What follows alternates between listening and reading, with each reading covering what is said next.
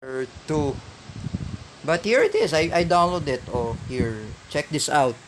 Oh,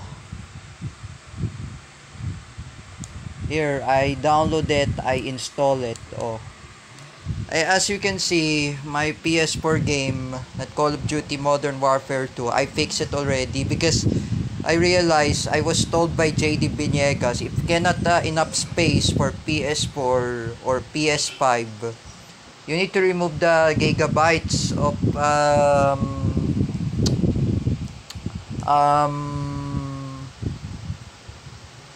gigabytes, I guess.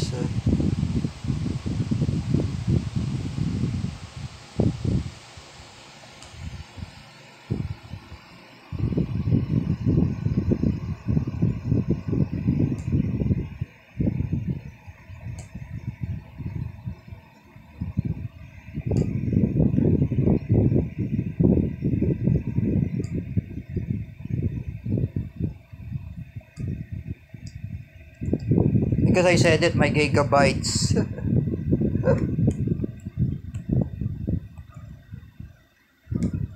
But my gigabytes is already fixed, right?